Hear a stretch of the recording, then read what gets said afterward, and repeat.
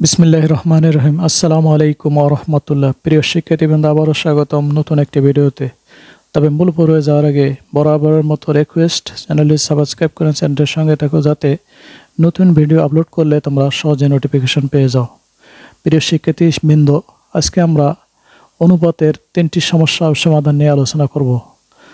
তার মধ্যে প্রথম যে সমস্যাটি নিয়ে আলোচনা করব সেটি হলো ৯৬০০ টাকা সারা, মাইমুনা ও রাইসের মধ্যে 4:3:1 অনুপাতে ভাগ করে দিলে কে কত টাকা পাবে। তাহলে অনুপাতের রাশিগুলোর যোগফল 4+3+1 সমান হলো 8।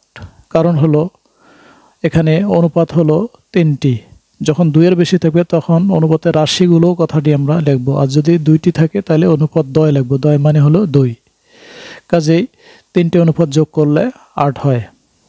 এখন 8 টাকার পরিমাণ টোটাল টাকা হলো ৯৬০০ গুণ হলো টোটাল অনুপাতটি হলো 8 আর সারার অনুপাত হলো 4। 8 টাকা যেহেতু আমরা বের করব সেহেতু সারার অনুপাতটি আমরা ওপরে এখানে রাখব। তাহলে 8 দিয়ে ৯৬০০কে যদি কাটি তাহলে হয় 1200। তাহলে 1200 গুণ হলো 4 সমান 4800 টাকা। কাজেই 8 টাকার পরিমাণ হলো 4800 টাকা। এবারে আমরা বের করব মাইমুনের টাকার পরিমাণ। তাহলে মাইমুনের টাকার পরিমাণ টোটাল টাকা ৯৬০০ গুণ হলো অনুপাতগুলোর যোগফল ছিল 8, সেটি নিচে রাখবো। আর যেহেতু মাইমুনার অনুপাত হলো 3, এই জন্য মাইমুনের অনুপাতটি উপরে আমরা রাখবো। তাহলে 8 দিয়ে যদি ৯৬০০কে কাটি তাহলে 1200, আবার 1200 গুণ 3 যদি করি তাহলে হচ্ছে 3600 টাকা। কাজেই মাইমুনের টাকার পরিমাণ হলো 3600 টাকা। রাইসার টাকার পরিমাণ টোটাল টাকা ৯৬০০ গুণ হলো নিচে 8 অনুপাতগুলোর যোগফল, ওপরে হলো 1। যেহেতু রাইসার টাকার অনুপাত হলো 1, এই কারণে 1 আমরা উপরে রেখেছি। তাহলে 8 দিয়ে ৯৬০০কে কাটলে হয় 1200, 1200 আর 1 গুণ করলে হয় 1200 টাকা। কাজেই রাইসের টাকার পরিমাণ হলো 1200 টাকা। কাজেই আমরা টোটাল অনুপাত সবসময় নিচে রাখবো, আর যখন যার টাকার পরিমাণ বের করব তার অনুপাতটি আমরা ওপরে রেখে দেব, তাহলে সহজে আমরা বের করতে পারবো। কাজেই সারা পাবে হলো 4800 টাকা, মাইমুনা পাবে হলো 3600 টাকা, আর আইসা পাবে হলো 1200 টাকা। 4800, 3600 আর 1200 যদি যোগ করি টোটাল টাকা 9600 টাকার সমান হয়। কাজে অঙ্কটি সঠিকভাবে আমরা করতে পারলাম। এবারে আমরা দ্বিতীয় সমস্যাটি সমাধান করব।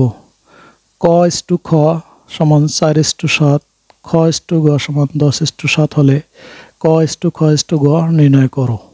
তাহলে সমাধান হলো ক/খ সমান 4:7 আর খ/গ সমান 10:7। কাজেই খ এখানেও রয়েছে, এখানেও রয়েছে। এরূপ ক্ষেত্রে যার অনুপাতটি 2 জায়গায় আছে সেটি দিয়ে 2 জায়গায় গুণ করতে হবে। অর্থাৎ এখানকার ক্ষয়ের অনুপাত হলো 10, 10 দিয়ে আমরা এই দুটিকে গুণ করব। তাহলে 4 গুণ 10 হলো 7 গুণ 10। আর এখানকার ক্ষয়ের যে অনুপাতটি আছে 7, এটি দিয়ে আমরা এখানে দুটিকে গুণ করব। তাহলে 10 গুণ 7 হলো 7 গুণ 7।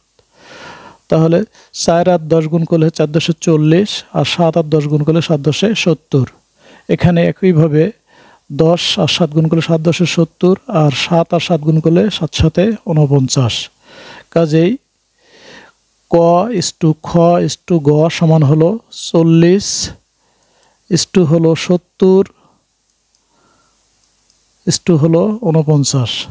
তাহলে এখানকার ক্ষয়ের অনুপাত এখানকার ক্ষয়ের অনুপাত আমরা সমান করে নিলাম। সমান করে নেওয়ার ফলে আমরা লিখতে পারলাম 40:70:49। ক/খ/গ সমান হলো 40:70:49। এবারে আমরা 3 নম্বর সমস্যাটি সমাধান করব। সুলাইমান ও সালমানের আয়ের অনুপাত 5:7, সালমান ও ইউসুফের আয়ের অনুপাত 4:5। সুলাইমানের আয় 120 টাকা হলে ইউসুফের আয় কত, আমাদেরকে সেটি বের করতে হবে।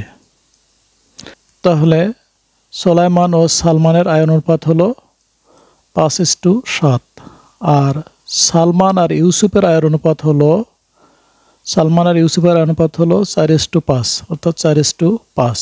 আমরা দেখতে পাচ্ছি যে এখানেও সালমানের অনুপাত রয়েছে 7, এখানে সালমানের অনুপাত রয়েছে 4, কাজেই সালমান 2 জায়গায় রয়েছে। কাজে এরূপ ক্ষেত্রে যে অনুপাতটি 2 জায়গায় রয়েছে সেটি দিয়ে উভয় জায়গায় গুণ করতে হবে, অর্থাৎ এখানকার সালমানের অনুপাত হলো 4 আর এখানকার সালমানের অনুপাত হলো 7। কাজেই এই 4 দিয়ে আমরা এই দুটিকে গুণ করব, তাহলে 5 গুণ 4 আর হলো 7 গুণ 4, তাহলে হলো 4 × 5 = 20 আর 4 × 7 = 28। আবার এখানকার সালমানের অনুপাত হলো 7, এটি দিয়ে আমরা 4 এবং 5 এই দুটিকে গুণ করব, তাহলে 4 গুণ 7 আর 5 গুণ 7, তাহলে হলো 4 × 7 = 28 আর হলো 5 × 7 = 35। কাজেই সালমানের অনুপাত 2 জায়গায় সমান হলো, এখানেও 28 হলো, এখানে 28 হলো। এই 2 জায়গায় সমান করার জন্য আমরা এই পদ্ধতিটি অবলম্বন করলাম।